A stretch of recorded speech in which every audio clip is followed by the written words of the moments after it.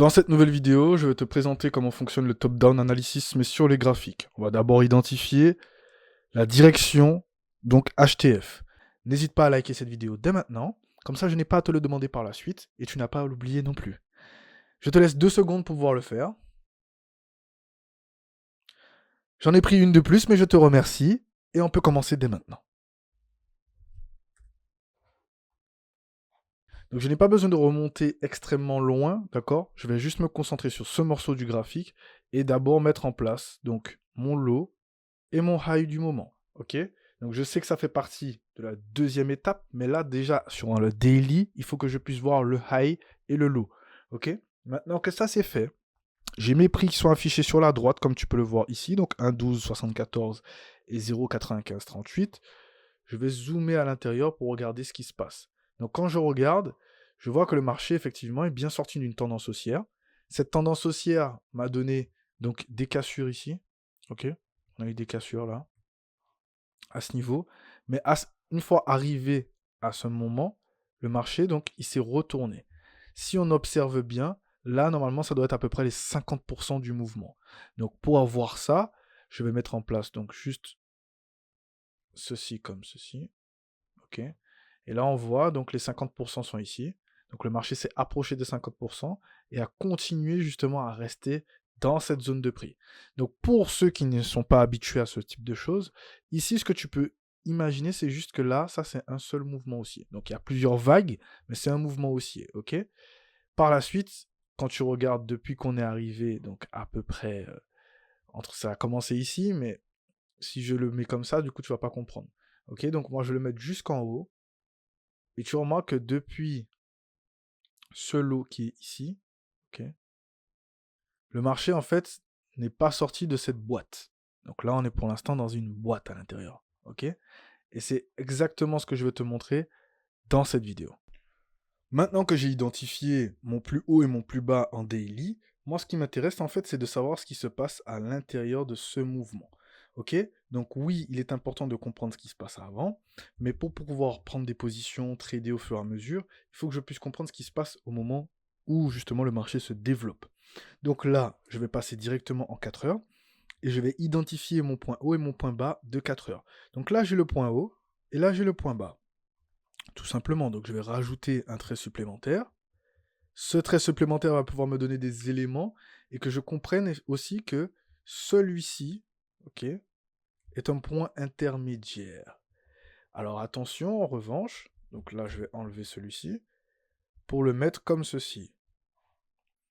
Et là, du coup, comme tu peux le remarquer, j'ai bien une fourchette dans une fourchette. Ok? Donc la grande fourchette, c'est le high qui se trouve ici. Et la petite fourchette, donc c'est ce low.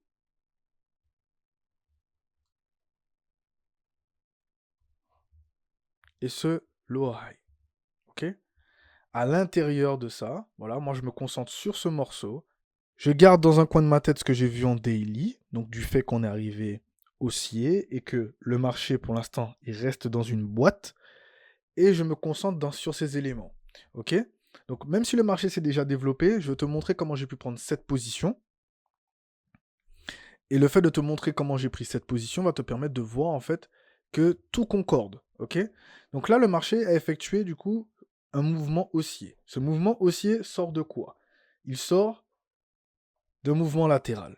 Ce mouvement latéral a fait monter le marché. Ok? Ici, le marché, c'est pareil, après retracement, a continué sa hausse. Une fois arrivé à ce point haut, le marché n'a pas pu poursuivre ses efforts pour pouvoir continuer à monter, donc a entamé une phase de retracement. Donc entre ce point et ce point, il y a des choses qui se passent. Donc je vais aussi mettre, ici j'ai mis en place mon Fibonacci pour pouvoir identifier ce qui se passe, donc à l'intérieur de ce mouvement, pouvoir identifier mon momentum. Donc je peux voir que là, pour moi, cette partie du graphique est considérée pour l'instant comme du retracement. Au vu de la réaction haussière que nous avons sur cette zone ici de demande, d'accord? Donc comme ceci. Mais cette zone de demande, je ne l'ai pas trouvée en 4 heures de base. Je vais te le montrer tout de suite. Cette zone de demande, je l'ai trouvée en daily. Pourquoi? Parce que à l'intérieur de ce mouvement, d'accord? Ici, le marché a réagi. Regarde bien.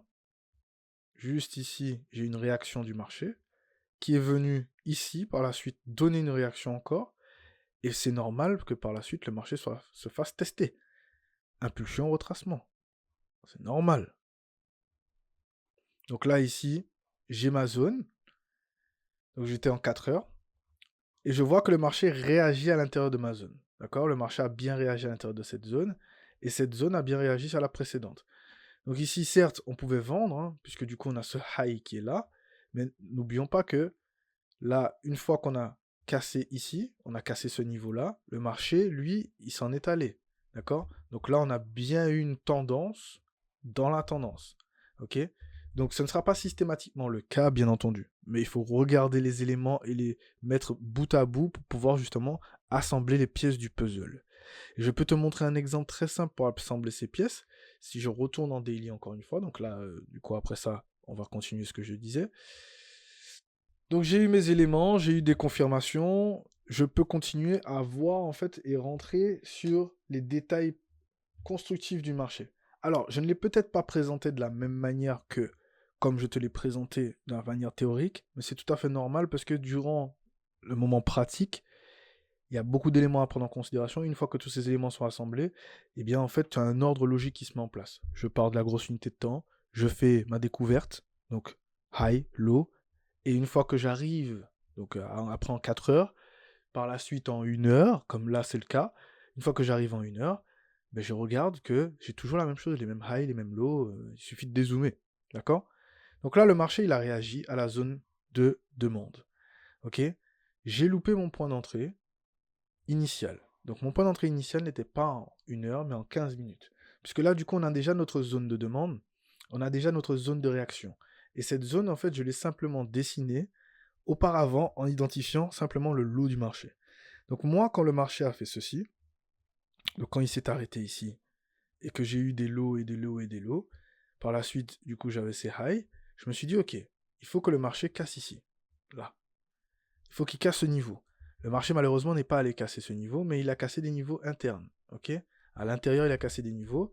Donc, quand j'ai vu que le marché se mettait en place, donc je vais te zoomer ça pour que tu vois bien, j'ai eu des éléments qui m'ont confirmé que ici, ici et ici, du coup, tout ça se fait liquider par ce mouvement.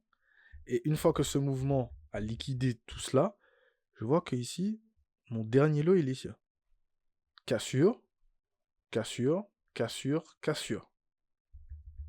Donc par la suite, dans ma logique, j'attends le marché à l'intérieur de ce chandelier, ok, en prenant en considération le dernier lot du chandelier rouge, hein, parce que ça c'est un seul chandelier.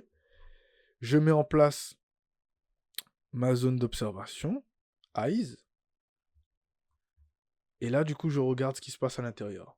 Et comme les chandeliers sont extrêmement grands, puisque là on est à l'ouverture de la session européenne, donc la London Session comme on l'appelle, je passe en 5 minutes. Voilà. Et en 5 minutes, j'ai toujours la même chose, hein. C'est toujours la même chose, c'est ce qu'il y a plus de chandeliers. J'ai loupé mon point d'entrée qui se situait à ce niveau-là. Donc je te le montre. Et ça, c'est un modèle que je vous avais donné dans la précédente vidéo, qui est en description de celle-ci, actuellement. Donc là, comme tu peux le voir, là, moi, je veux réagir sur ce chandelier, d'accord? Donc je ne vais pas chercher à diminuer ma zone, je garde ma grande zone, et à l'intérieur de la zone, du coup, j'observe ce qui se passe. Quand je vois que le marché arrive à intervenir dans ma zone d'intervention, et que je vois que justement j'ai une impulsion et un retracement, normalement, ma cible pour rentrer, c'est ici. Malheureusement, j'ai loupé ce point d'entrée parce que je n'étais pas disponible à ce moment-là, et que j'étais parti faire quelque chose, tout simplement. C'était plus urgent que ce que je pensais. Donc, le marché a fait ce mouvement, et du coup, par la suite, j'ai dû me positionner ici, d'accord? À l'intérieur de ce mouvement. Donc, je te mettrai le screen en quelque part de ma prise de position, comme ça, tu verras directement par toi-même. Quand le marché m'a permis de prendre cette position, je ne me suis pas posé de questions, en fait. J'ai juste pris ma position en me disant, ok, j'ai loupé mon premier point d'entrée, je prends ma position. Il y avait énormément d'autres points d'entrée sur cette position, ok? Mais je vais te donner un deuxième exemple de top-down analysis pour que tu vois vraiment que c'est possible de faire ce type de transaction très rapidement. Ok? Donc je retourne en daily, et là je vais juste changer d'actif.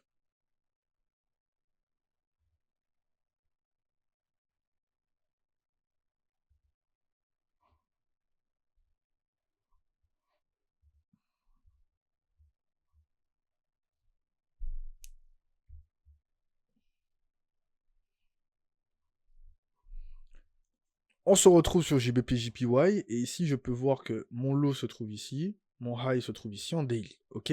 Donc en daily, on est dans cette tendance-là. Je vois que le marché est sorti de sa tendance donc latérale qui a duré un sacré bout de temps, hein. Donc tu peux voir que là, entre ce high et ce low, on est en 2016 et ça finit en 2020. Donc il y a eu 4 ans de condensation du graphique à ce niveau-là. Donc forcément, toi quand tu le tradais, donc là, pour te donner les éléments, regardons directement ce qui se passe à l'heure actuelle. Là, on approche d'un niveau de 2015, un high de 2015. Et forcément, imaginons que toi, tu aurais voulu te positionner, je ne sais pas moi, disons là en début d'année, d'accord? Donc toi, logiquement, tu arrives ici. Tu vois toute cette tendance haussière, tu vois des higher low, comme ceci, tu vois des higher high, donc qui se suivent, d'accord? Il y a des higher high, il y a des higher high. À partir du moment où le marché a cassé ce niveau, tu constates bien que les higher high se poursuivent. Donc là, la question est de se poser, ok, comment je fais moi pour entrer par la suite? Et c'est ce qu'on va voir. Donc là, ici, j'ai identifié mon momentum qui est haussier, hein. On voit bien qu'il est haussier. Et là, on arrive, disons, en début d'année 2024. Ok? Donc là, je vais enlever tout ça. Et je peux même enlever le chandelier bleu, là, celui-ci. Ok? Donc disons qu'on arrive et qu'on est comme ça. Ok? Là, j'ai un higher low. Et ici, j'ai mon dernier high. D'accord? Tout en sachant que tout en haut, il y a le high, tout en haut à gauche, il y a le high long terme. Ok? Ok. Maintenant, je passe en 4 heures afin de regarder ce qui se passe à l'intérieur. Donc là, dans la logique, tu vas te dire oui, mais le marché il est latéral parce que on est entre ce low, donc ce higher low, et ce higher high. Ok? Bah, eh bien, déjà, c'est une très bonne chose si tu le vois comme ça. Donc on va déjà le noter pour pouvoir l'observer. Et on note ces deux parties. On voit que, effectivement, le marché a fait impulsion, donc il a bien créé un nouveau higher high. Retracement. À l'intérieur de ce retracement, on a pu créer un nouveau higher high. Et depuis ça, pour l'instant, le marché est resté à l'intérieur de cette zone. Donc une condensation de prix entre ce low et ce high. Le marché avait déjà essayé de revenir. Par contre, quand tu regardes bien ici, ici j'ai une prise de liquidité. Attention. Cette prise de liquidité me donne également une première zone d'observation. Donc comme ceci. Donc là, je vais regarder ce qui se passe à l'intérieur pour pouvoir comprendre pourquoi le marché me donne ces éléments et qu'est-ce qui se passe pour que je puisse comprendre que je peux rentrer ou pas. Ok? Tout en sachant que il y a des événements donc, qui se passent sur les chandeliers. Donc là, on voit bien qu'on a une forte pression acheteuse. Donc je vais te mettre avec la flèche comme ça. On voit bien qu'on a une forte pression acheteuse ici. Ici, pression vendeuse. On prend la liquidité. Par la suite, le marché, chandelier haussier. Boum, impulsion, retracement, impulsion. Certes, ici, on crée un lower high à court terme. Ok? Donc un LH à court terme. Par contre, on peut voir que là, le marché perd en puissance baissière. Plus on se rapproche de cette zone, au plus on perd en puissance baissière. Donc ici, on voit bien que notre prix figure dans notre zone d'interaction, donc de demande. Et donc, on va descendre sur les unités de temps au fur et à mesure pour voir ce qu'il nous donne. On voit qu'ici, on a de la réaction. Ok? On a de les réactions, on a une prise de liquidité supplémentaire, et on est toujours à l'intérieur de ce mouvement. Ok? Ici, le marché nous donne une belle réaction, donc déjà en cours, et on est bien à l'intérieur, donc je vais enlever ceci pour que tu puisses voir. On est à l'intérieur de ça. Premier higher low créé par le marché, après prise de liquidité. Donc là, si je trace comme ceci, en dézoomant bien, donc on a toute notre structure là qui s'affiche devant nous, comme je te l'avais dit. Et là, on voit que l'intervention du marché a eu lieu. Ici, j'ai plusieurs prises de liquidité, d'accord? J'ai un marché qui me donne donc du retracement comme ceci. Donc les trendlines, ils sont comme ça, hein. actuellement. Et là, moi, je peux voir que j'ai mon décompte qui est en place. Une fois que mon décompte est en place, j'observe les événements du marché à l'intérieur. Là, je peux voir que ici, il est 21h45, donc c'est pas mes heures pour entrer sur le marché. Je vais avancer un peu. 3h45. Donc moi, à 1h du matin, je peux rentrer, mais bon, on va attendre 2 heures. Là. Ici, il est 2-3 heures du matin. Donc là, si je passe en 5 minutes, et que je zoome à l'intérieur, parce qu'on a déjà eu les réactions, les premières réactions. Et là, du coup, c'est d'observer qu'est-ce qui se passe. Ok. Donc là, je vois que le marché ici réagit bien à ma zone comme ceci. Ok. Donc regarde. Là, ici, réagit avec ici. Ok. Donc si je trace comme ceci, tu vois qu'il n'y a pas de cassure. Ok. Il y a bien des prises de liquidité qui sont faites à l'intérieur. Impulsion, retracement. Donc on revient dans cette zone, comme ceci. Et là, le marché, donc, impulsion, cassure mineure, retracement, on revient à l'intérieur de ça. Et par la suite, donc on va casser les structures donc, au fur et à mesure.